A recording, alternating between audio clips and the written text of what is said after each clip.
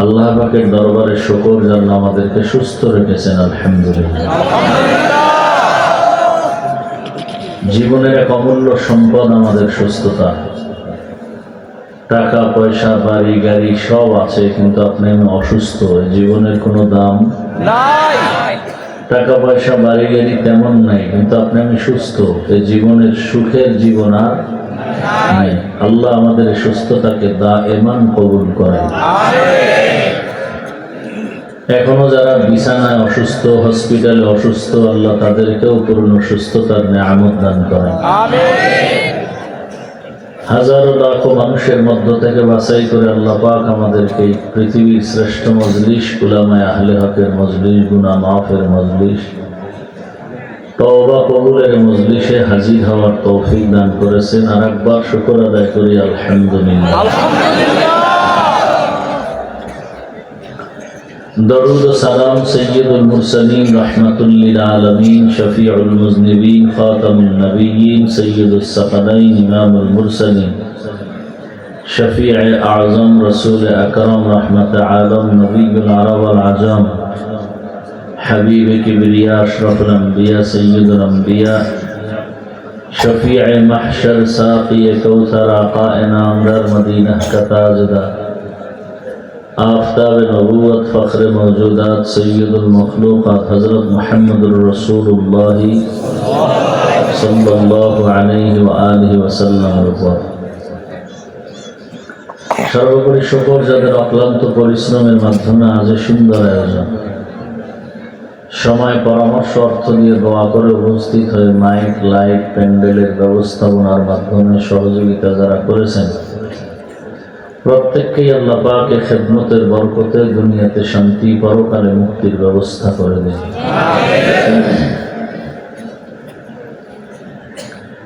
গতকাল এবং আজ হযরত উলামায়ে কেরাম কোরআন সুন্নাহ ভিত্তিক আলোচনা করেছেন, আপনারা শুনছেন। উলামায়ে কেরামদের কথাগুলো সহিহ তরিকায় আমল করার তৌফিক দান করেন। উলামায়ে কেরামের ইজ্জতকে আল্লাহ বেশি বেশি বাড়ায় নেন। আমি আপনাদের দোয়া নিতে আসছি, কারণ আমার দোয়ার খুব দরকার। দোয়া হলো সব থেকে বড় পুঁজি এবং স্বতন্ত্র ইবাদত। বান্দা নিজ চেষ্টায় যতটুকু অগ্রসর হতে না পারে, দোয়ার মাধ্যমে সীমাহীন জায়গা অতিক্রম করতে পারে। বন্ধ দরওয়াজার তালা খুলে যায় দোয়ার মাধ্যমে। এই চেয়ারে বসার পেছনে শুধু আমার লেখাপড়াই যথেষ্ট না, বরং সব থেকে বড় পুঁজি দোয়া। মা বাবার দোয়া, উলামায়ে কেরামের দোয়া, আল্লাহ ওয়ালাদের দোয়া, আপনাদের দোয়া। দোয়ার ক্ষেত্রে একটা মূলনীতি মনে রাখতে হবে, অন্যের জন্য দোয়া করলে নিজের জন্য আগে কবুল হয়। আপনি যদি দোয়া করেন আল্লাহ অমুকের হায়াত বাড়াও, আল্লাহ আপনার হায়াতটা আগে বাড়াবেন।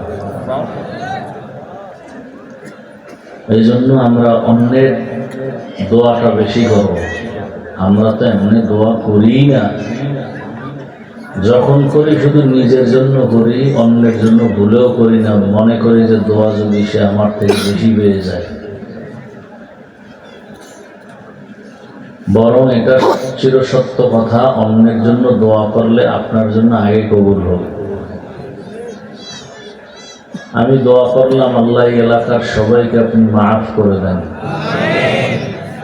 একজন ফেরেশতা আমার কাছে আসছেন আল্লাহর পক্ষ থেকে। আল্লাহ জিজ্ঞেস করেন, বান্দা কার জন্য দোয়া করল? ফেরেশতা বলেন, হে আল্লাহ, এই এলাকার সমস্ত মানুষের জন্য ক্ষমা চাইল। বলেন নিজের জন্য চায় না? বলে না। আল্লাহ বলেন, সবাইকে ক্ষমা করার আগে আমি তাকেই ক্ষমা করে দিলাম।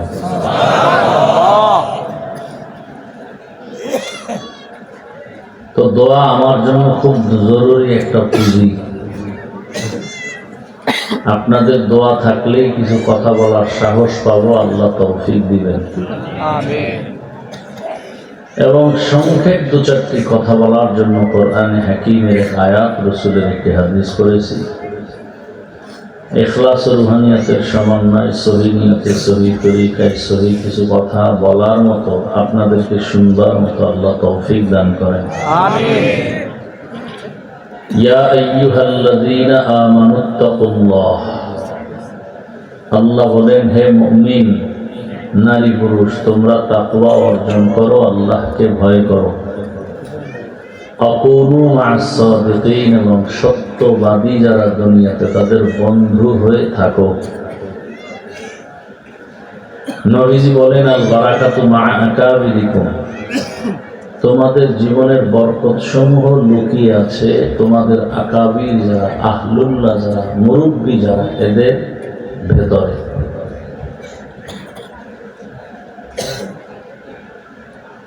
আয়াত ও হাদিসের তর্জমা শেষ। মূল আয়াত ও হাদিসের মূল বিষয় হলো আলোচনা।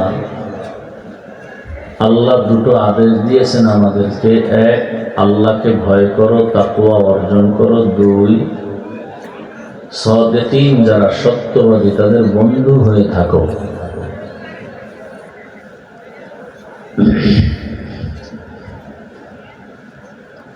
কেন?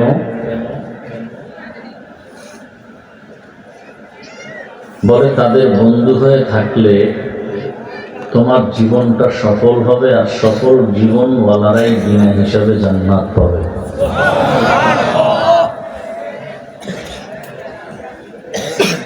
এই জন্য আল্লাহ পাক যুগে যুগে সাদিকিন পাঠাইছেন, এবং উম্মতরা তাদের সাথে সম্পর্ক রাখার কারণে তারা দামি হয়ে গেছে। যেমন আপনার আমার রসুল পৃথিবীর শ্রেষ্ঠ সত্যবাদী, যার জীবনের হায়াতে কখনো একটি মিথ্যা কথা ভুলেও বলেন, এরকম একজন সত্যবাদী পাওয়া বড় কঠিন। সেই সত্যবাদী রসুল আসছেন নাফাক সমাজ, চরিত্রহীন মানুষ, মানবতাহীন মানুষ, সভ্যতাহীন মানুষ, নারী আর পুরুষ উলঙ্গ হয়ে বাইতুল্লাহর দেওয়ালকে তাওয়াফ করে। এই সমাজে সৃষ্টির শ্রেষ্ঠ সত্যবাদী রহমতের নবী আগমন করলেন। পরিস্থিতি ক্রমান্বয়ে এতটা ভালোর দিকে চলে আসলো যে রসুলের সোহবত পেয়ে, সংস্রব পেয়ে সেই খারাপ মানুষগুলো এতটা দামি হয়ে গেল যে আল্লাহ জিবরাইল আমিনকে পাঠায় দিলেন, একটা লিস্টি নিয়ে যাও, রহমতের নবীকে লিস্টি দেখাও, এবং বলে দাও এই লিস্টিতে যাদের নাম আছে এরা সব বিনা হিসাবে জান্নাতি।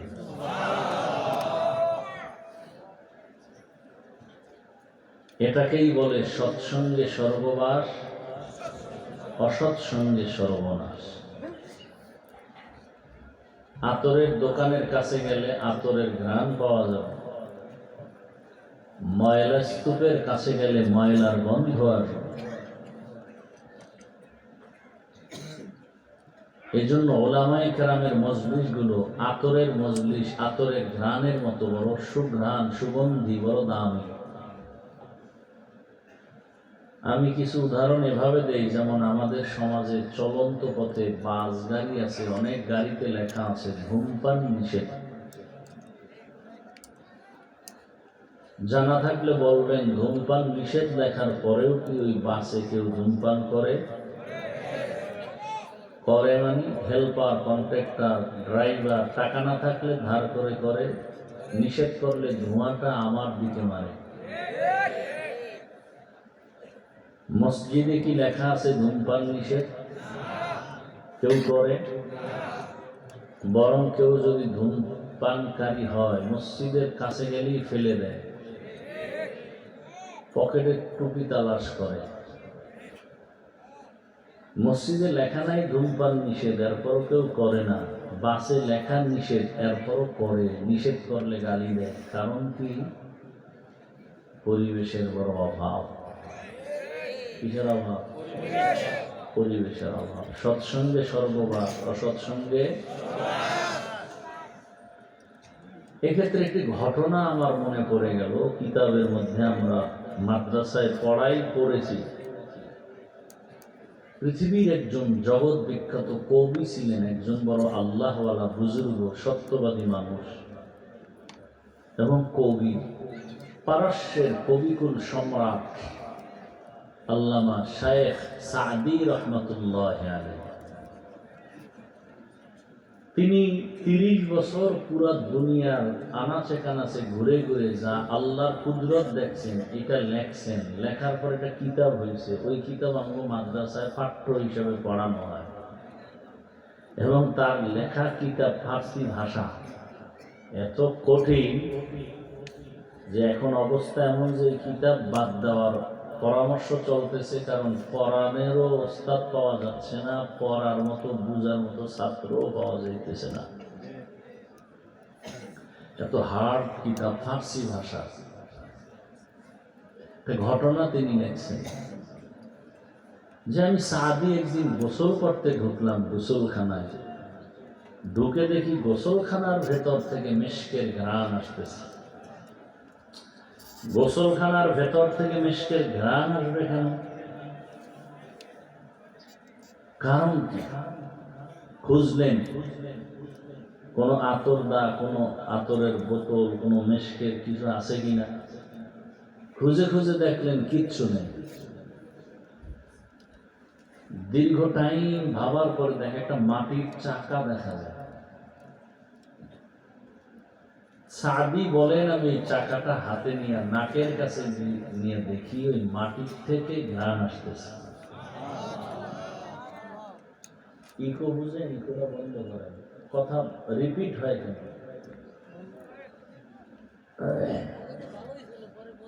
জিজ্ঞেস করে মাটিকে। তার ফার্সি ভাষায় কবিতা আকারে কিতাবে আছে।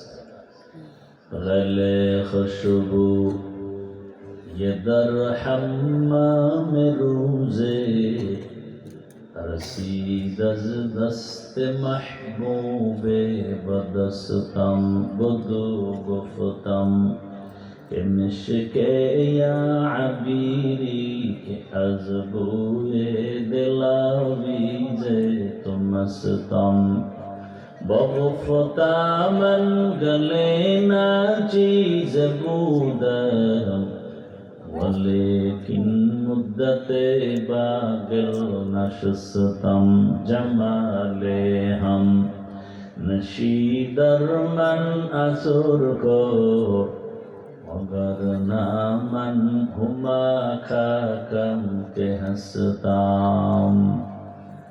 एकोदास नामेर आधारे बसिया हेरिनो माटिर ढेला হাতে নিয়ে শুকিয়ে দেখিলাম রয়েছে সুবাস মেলা। কহিল তাহারে কস্তুরী তুমি, ওগো তুমি কি আতরদা,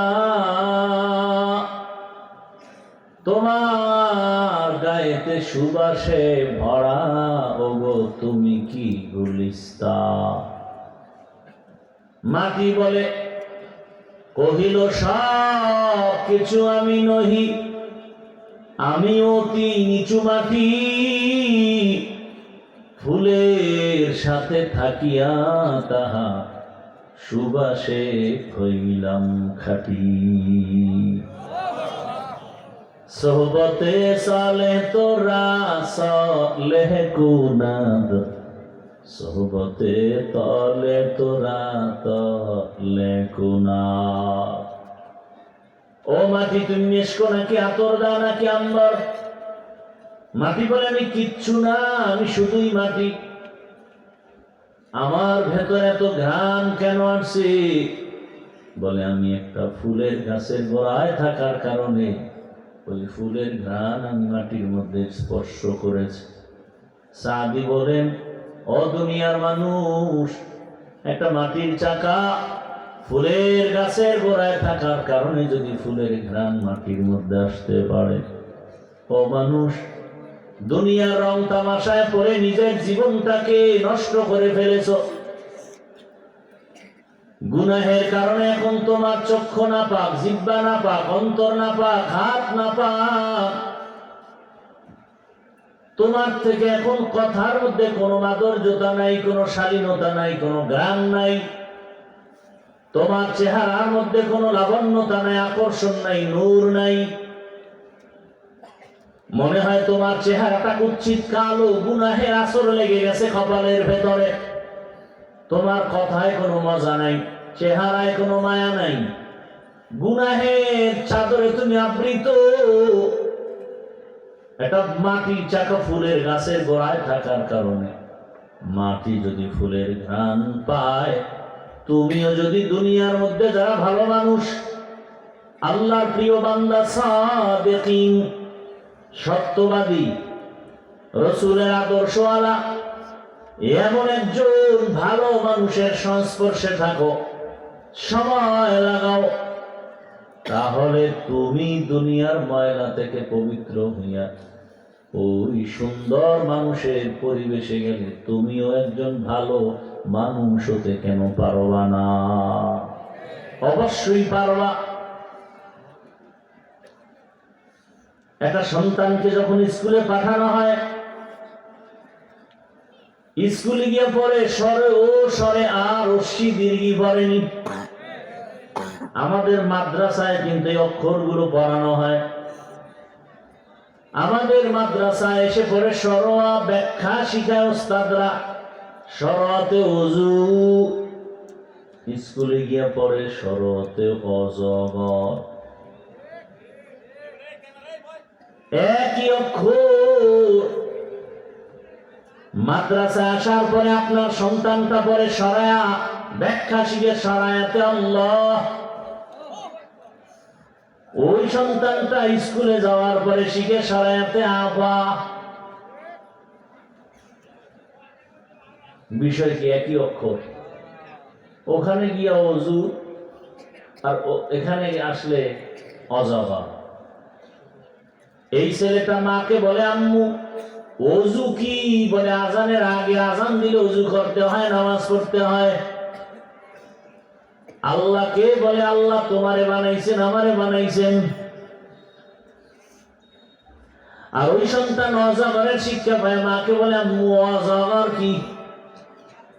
এটা একটা সাপ, মেজাজ গরম। সন্তান এটা ইস্তেহজার করছে, এটারে অন্তরে লালন করছে। অজগর গরম গরম, ভিতরে গরম হয়ে গেছে। এখন প্লেট ভাঙে, গেলাস ভাঙে, শোকেস ভাঙে। পরিবেশের বড় অভাব, সৎসঙ্গে সর্বনাশ, সতার সঙ্গে সর্বনাশ। আমার সন্তানটা কোরআনের বাগানে এসে পড়ে, রব্বি জিদনি ইলমা, হে আমার রব জ্ঞান বাড়ায় দাও, ইলম বাড়ায় দাও। দোয়া পড়ে, কবিতা পড়ে, রব্বির হামহুমা কামা রব্বায়ানি সগীরা। আর ওখানে গিয়ে কি করে? ক্রিং ক্রিং টেলিফোন, হ্যালো হ্যালো হ্যালো, কে তুমি কাকে চাও বলো বলো বলো। আমি ম্যাও, হ্যালো ক্যাট, বিড়ালকে চাই, জরুরি খবর আছে দেখে দাও তাই। হাম টিমা টিম টিম, তার খাড়া দুটো শিং, তারা মাঠে পারেনি। বোবার মতো তাকায় আছে, মনে হয় আমরা হুজুরেরা কিচ্ছু বুঝি না। হ্যাঁ, হুজুরেরা যে কি বুঝে আল্লাহ কোরআন আর রসুলের আদর্শ দিয়ে, এটা বুঝারও তোমার মেমোরি নাই। কয় তুমি বুদ্ধিজীবী। জিবি কত? 1 জিবি না 2 জিবি না 4 জিবি? কয় 1 জিবি ছিল, মাঝে মাঝে হ্যাং হয়, হ্যাং হলে আলেমরে গালি দেয়। আল্লাহ হেদায়েত দান করেন। রাগ করতেছেন না। সব কথা বলার টার্গেট একটা, আমিও জান্নাতে যাব, আপনাদেরকেও নিয়ে যাব, ইনশাআল্লাহ। আর কোনো টার্গেট নেই। আপনার চিনি না, শুনি না, আপনার সাথে কোনোদিন এক প্লেটে খাই নাই, আপনাকে আমি গালি দিব কেন? আপনার উপরে আক্রমণের কথা বলবো কেন? আপনি তো আমার মুসলমান ভাই। এমনকি ইসলাম এতটা সহনশীল ধর্ম, একটা হিন্দুর সাথে ব্যবহার খারাপ করতে নিষেধ করেছে, এর নাম ইসলাম। এজন্য বলি পৃথিবীতে একমাত্র শান্তির ঠিকানার নাম ইসলাম। যতদিন পর্যন্ত এই জমিনে ইসলাম কায়েম হবে না, ততদিন পর্যন্ত মানুষ শুধু দুর্নীতি, চাপাবাজদের আওয়াজ শুনবে, শান্তি কপালে আসবে না। ইসলাম কি বলে? দুইজন একসাথে দেখা হলে কি দাও? সালাম। মানে কি? শুরু হয়ে গেল শান্তি। কি? আর মুসলমান এমন কপাল পোড়া, সালামও দিতে পারে না। আইএ পাস, বিএ পাস সব পাস করছে, সালাম পাস করে নাই। আসসালামু আলাইকুম দুইটা শব্দ, এটা শিখতে কি মাদ্রাসায় যাওয়া লাগে? কিন্তু সালাম দেয় সালাম আলাইকুম, তার মানে তোর উপরে খোদার গজব। সে আবার ঘুরে বলে ওয়ালাইকুম, তোর উপরে আগে। আসসালামু আলাইকুম দুইটা শব্দ বলতে পারে না। ইসলাম কত সুন্দর, কত সহজ ধর্ম। একজনের সাথে দেখা হলে প্রথমে সালাম। ইসলাম বলে বড়রা ছোটকে মায়ার নজরে দেখো। ও ছোটরা, তোমরা বড়দেরকে সম্মানের নজরে দেখো। আল্লাহর জাতের কসম, আমার সমাজের বড়রা যতদিন ছোটদেরকে মায়ার নজরে যদি দেখে, কোনদিন ছোটদের উপরে জুলুম করবে না। ছোটরা যদি বড়দের সম্মানের নজরে দেখে, কোনদিন ছোটরা বড়দের সাথে বেয়াদবি করবে না। ইসলাম নাই, এই জন্য ছাত্র শিক্ষকের কান ধরে টানে। এলাকায় একজন হুজুর হয়েছে, বুজুর্গ বিশ্বাস, ঘাড়ের উপরে একটা থাপ্পড় দিয়ে যদি কি হুজুর জিকির টিকির চলে তো ঠিক মতো, এটা আদব হলো না। লিকুল্লি শাইইন জিনাতুন ফিল ওয়ারা ওয়া জিনাতুল মারই তামামিল আদাবি আজ খুদা কা হি মে তৌফিক আদব বে আদব মাহরুম গাশত আজ ফজলে রা। আল্লাহ তাআলা বলেন, সত্যবাদীদের বন্ধু হয়ে থাকো। তবে এটা থাকা অসম্ভব। দাওয়াত ও তাবলীগ ওয়ালাদের বয়ান চলতেছে, রাসূলের সুন্দর আদর্শের সাথে নিজের জীবনটাকে মিলায় রাখো। বলার পর আমরা শুনি না, মানি না। জুমার দিন খতিব সাহেবদের এত বয়ান, পীর মাশায়েখের এত বয়ান, আমাদের বক্তাদের এত বয়ান, এরপরও কেন আমলের কথা শূন্য? তো আপনারাও মুসলমান, আমিও মুসলমান। আপনাদের আল্লাহ আমার আল্লাহ দুই না এক? আপনাদের নবী আমার নবী এক। সত্য কথা স্বীকার করবেন নিশ্চিন্তায়। আপনাদের কোরআন আমার কোরআন, আপনাদের কাবা আমার কাবা, আপনাদের ধর্ম আমার ধর্ম, আপনাদের কালেমা আমার কালেমা। দুনিয়াতে আসছি সিস্টেম, নাকি আপনারা লঙ্গি পরে আসছেন? বিদায় বেলা কাফনের সংখ্যা, আমাকেও 3 কাফন, আপনাকেও 3 কাফন। আমি বক্তার সম্মানে একটা কাফন কেউ বাড়ায় দিবে না। এলাকার গরিব রিক্সা ড্রাইভার মরে গেলে একটা কাফন কেউ কমাইয়াও দিবে না। সবার বেলায় 3টা কাফন, মহিলাদের 5 কাফন। কালার হবে আলাদা না। হুজুরদের কাফনের কালার হবে একরকম, আপনাদের কাফনের কালার হবে আর এক রকম। সবার কি কালার? কে ধনী, কে গরিব, কে আলেম, কে মূর্খ, কে এমপি, কে মন্ত্রী, কে রাজা, কে প্রজা, কে ডাক্তার, কে রোগী, কে ইমাম, কে মুক্তাদি, কোনো ভেদাভেদ নাই। কাফনে ঢুকছে সব এক হয়ে গেল। নাকি কাফনের উপরে লেখা থাকবে বড় হুজুরের লাশ না, টাকাওয়ালার লাশ না? তাহলে তো বাহাদুরি কেন? কবরে যাওয়ার আগেই বাহাদুরি শেষ, কাফনে ঢোকার পরে সব শেষ। কোটি টাকার মালিক দেখো, অভাব হয় না দূর, গরিবে ঘুমায় আরাম করে মনটা বাহাদুর। ফেরাউনের লাশটা দেখো মিশর জাদু ঘরে, খায় না মাটি পোকা মাছি সবাই ঘৃণা করে। হৃদয়ে থাকিবে যার নম্রতা সদা, রহমত আসিবে সেথা প্রভুর ওয়াদা। বড়র বড়াই থাকলে দিলে রহমত আসবে না, নিজেকে নিজে ছোট মনে করিও সদা। উঁচু জমিন থেকে পানি নিচু জমিনে যায়, তেমনি খোদার রহমত আসে নম্রতার হৃদয়। ভোগবিলাসের বাড়ি গাড়ি পরে রবে সব, থাকতে সময় স্মরণ করো আল্লাহ আমার রব। আমাদের রবকে আল্লাহ।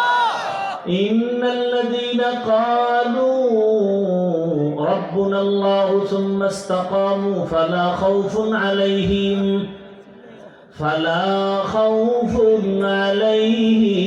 ওয়ালা হুম ইয়াহজানুন।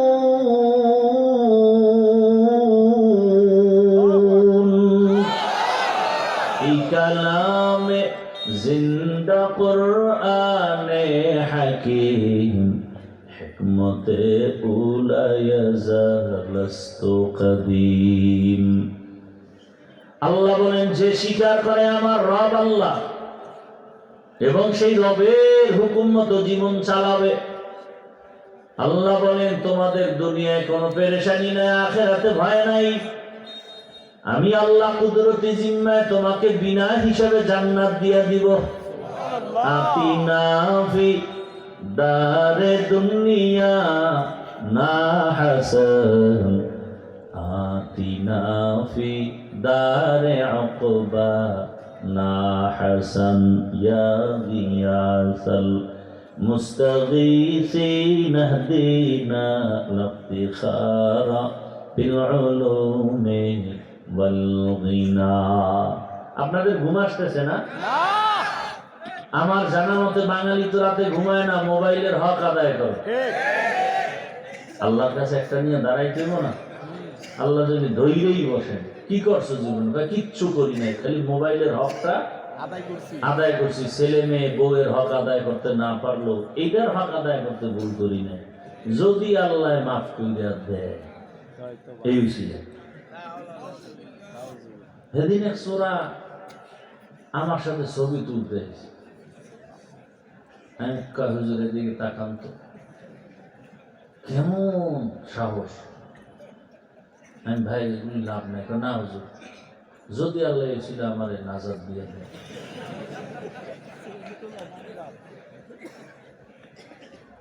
দেখেন, কিয়ামতের শেষ জমানা তো, ভূমিকম্প বাড়তেছে। একটা ধাক্কা দিছে, আল্লাহ কয় জমিনের বাহাদুরি তো আমি করব, তুই কে?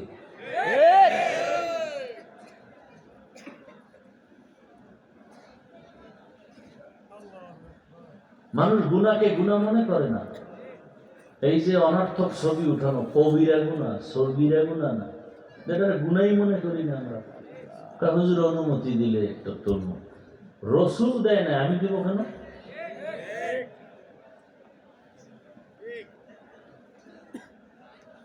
আল্লাহ হেদায়েত দান করুন, আমিন। এমন অবস্থায় মাঝে মাঝে আটকায় যায় যে নাও বলা যায় না, তো মান সম্মান সব শেষ। কি করবো? চুপচাপ আর এক দিয়ে তাকাই ইস্তেগফার করতে থাকে। কি করা? এটা কঠিন গুনার কাজ চলে, মানুষ এটাকে গুনাই মনে করে। বরং যদি না বলি তো রাগ করে, ও হুজুরের কি অহংকার, দাঁড়ে যাওয়া যায়।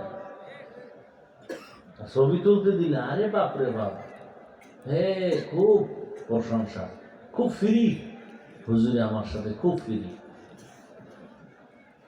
হুজুরের মতো মানুষ হয় না, সব হলু মানুষ। হুজুর একাই মানুষ।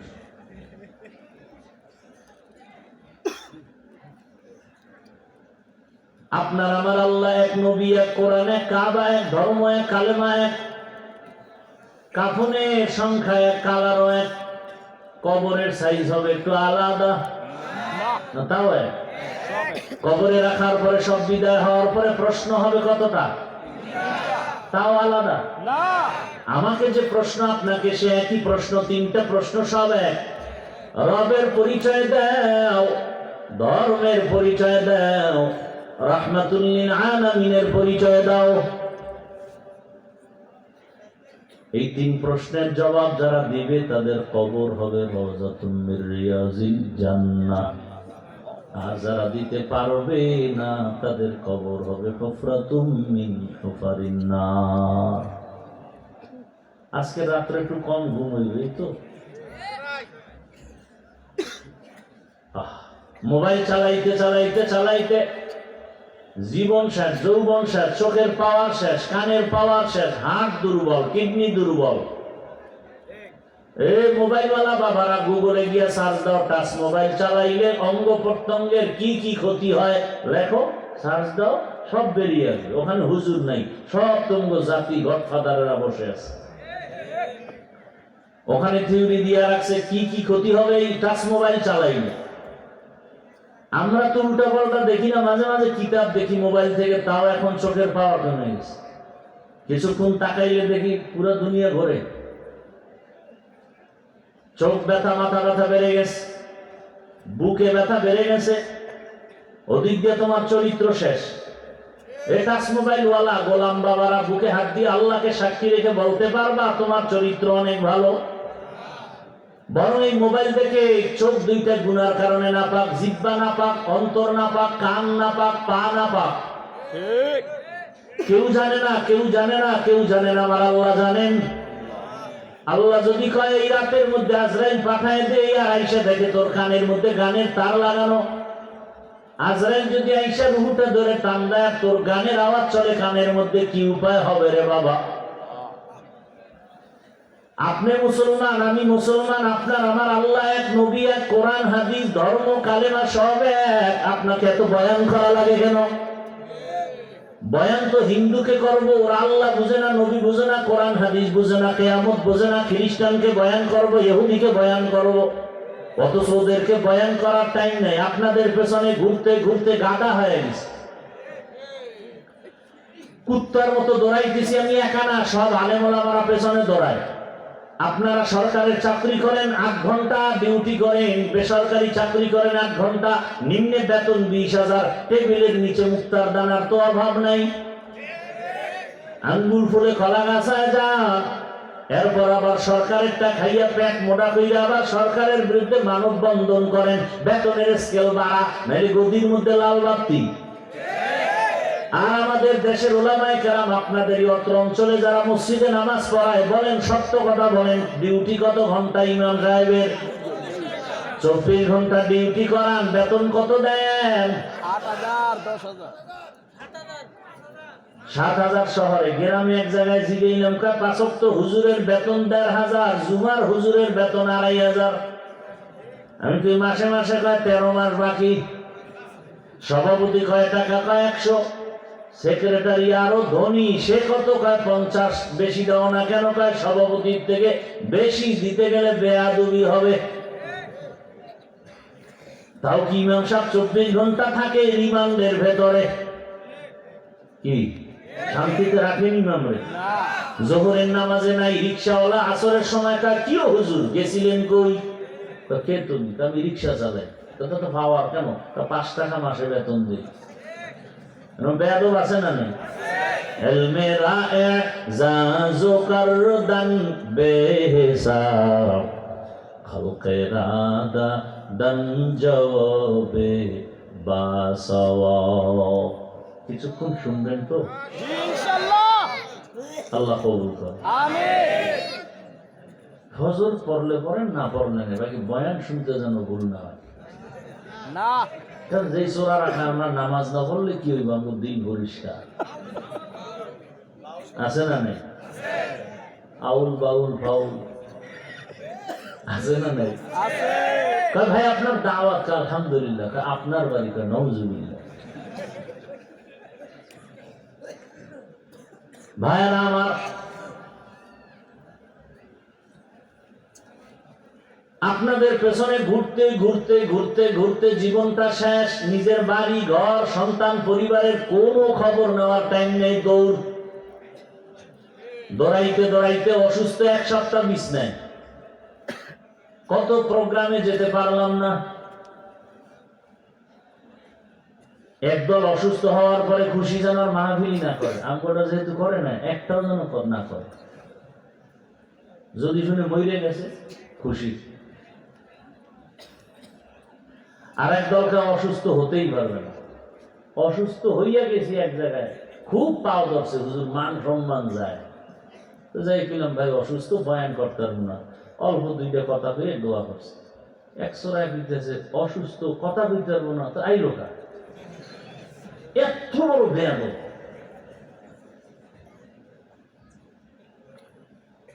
মানবতা বলতে কিচ্ছু নেই। ভাইরা আমার, 24টা ঘন্টা ডিউটি করে বেতন কম, মাসে মাসে পায় না। অথচ ইমাম সাহেবের ঘরে খাওয়ানোওয়ালা লোক কম না বেশি? বেশি। সন্তান আপনাদের থেকে বেশি, কারণ আপনারা তো ট্যাবলেট ব্যবহার করেন, আমরা তো করি না, বরং তার বিরুদ্ধে বয়ান করি। কারণ আমরা বিশ্বাস করি রিজিকের মালিক আমার আল্লাহ। জন্মকে নিয়ন্ত্রণ করতে ইসলাম নিষেধ করেছে। আর এই জন্ম নিয়ন্ত্রণ করার থিওরি আবিষ্কার করেছে পৃথিবীর বেঈমানেরা। প্রথম এই জন্ম নিয়ন্ত্রণ করার গডফাদারের নাম নমরুদ। আর এই গডফাদারের এজেন্ডা বাস্তবায়ন করতে গিয়ে ডাইরেক্টরের দায়িত্ব নিছে ইব্রাহিম নবীর বাবা আজার। এরপরে এখন স্লোগান লেখছে ছেলে হোক মেয়ে হোক দুটোর বেশি নয়, একটা হলে ভালো হয়। এটা যদি ভূমিকম্পে মরে তো উপায় কি? এই জন্য বলি আরো এক লাইন বাড়ায় রাখো, ছেলে হোক মেয়ে হোক দুটোর বেশি নয়, একটা হলে ভালো হয়। নিচে আর এক লাইন লেখো, না হইলে আরো ভালো হয়। মুরব্বীরা বলেন তো 30-40 বছর আগে 1% জমির মধ্যে যেই পরিমাণ ধান হতো, এখন কি পরিমাণ কম হয় জানেন না? বুঝেন না কথা? 1% জায়গার ভিতরে 20-30 বছর আগে যেই পরিমাণ ধান হইতো, এখন কত কম না বেশি? দেখছেন নি কারবার? উঠি নেই, অনেক বেশি, অনেক। এই বাড়াইছে সরকার, আমাদের ইউনূস সাহেব। কে বাড়াইছে? আল্লাহ। 10টা পেয়ারা খাইলে টের পাওয়া যায় না কি খেয়েছে। এখন একটা পেয়ারা একজনে খেতে পারি না। কে বাড়াইছেন? জন্ম নিয়ন্ত্রণওয়ালাদের স্লোগান দুইটা, লোক বাড়লে মানুষ বাড়লে থাকবে কই জায়গা নাই, খাবে কি খানা নাই। আল্লাহ কয় দোনোটার চাবি আমার হাতে, দোনোটার চাবি। পদ্মা নদী চরফালায় থাকার ব্যবস্থা করবো, তোর বাপেও পারবে না, আমি করবো। এইবার একটা বাস্তব কথা জিগে, আপনারা ট্যাবলেট খাইয়া 10 বছরে আমগো বাংলাদেশের জনসংখ্যা কমাইছেন কত? কথা সত্য কথা বলেন তো। ট্যাবলেট কই? হুজুরের আবার এই মাঠে সব হুজুর। চিন্তা করছে। আল্লাহ বলেন লিল্লাহি মুলকুস সামাওয়াতি ওয়াল আরদ ইয়াহাবু লিমান ইয়াশাউ ইনাসাও ওয়া ইয়াহাবু লিমান ইয়াশাউ যুকুর আও ইউযাওবিজুহুম যুকরানা ওয়া ইনাসা ওয়া ইয়াজআলু মান ইয়াশাউ আকিমা ইন্নাহু আলিমুন কাদির।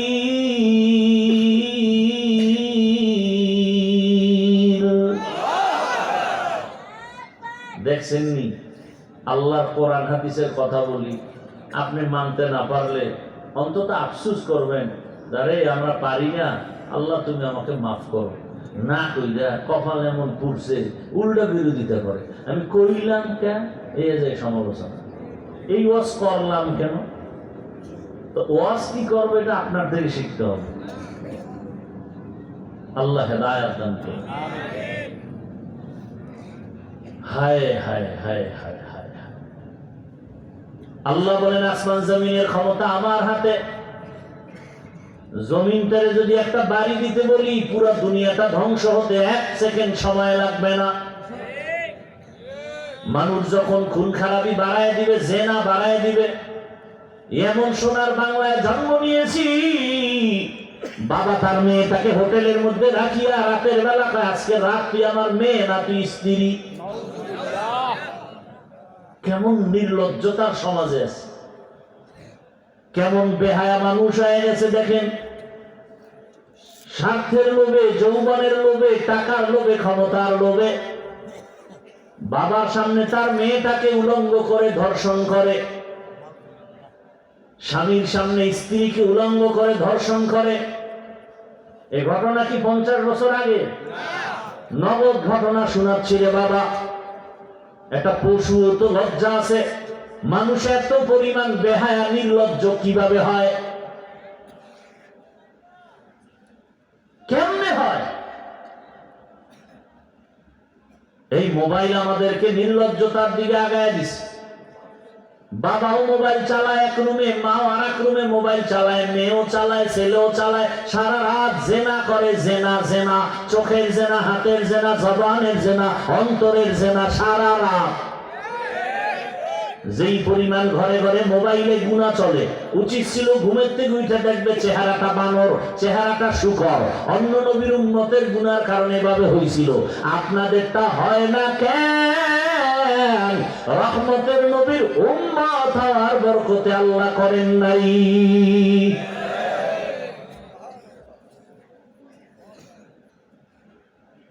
ওই চেহারা বানর করে নাই, কিন্তু চেহারার মধ্যে একটা মানুষ হিসাবে যে একটা আকর্ষণ ওইটা নেই। যার কলবের চক্ষু খোলা, সে দেখলেই বলতে পারবে তুমি রাত্রে কি অপরাধ করেছ। আল্লাহ হেদায়েত দান করুন। তো যে কথা বলতেছিলাম, আপনার আমার আল্লাহ এক, নবী এক, কোরআন এক, কাবা এক, অথচ আপনাকে পাও ধরে ধরে বয়ান করা লাগে। এত বয়ান করি দুঃখ নাই, কিন্তু এরপরও কেন ফলাফল জিরো? আমি টুপি খুলতে চাই না, আপনি কেমন মুসলমান যে টুপি দিতে চান না? আমি মুসলমান, নামাজ ছাড়তে চাই না, আপনি কেমন মুসলমান যে নামাজ পড়তে চান না? আমি মসজিদে না ঢুকলে লজ্জা পাই, আপনি কেমন মুসলমান যে মসজিদে ঢুকতে গেলে লজ্জা পান? আমি মুসলমান, পর্দা না করলে লজ্জা পাই,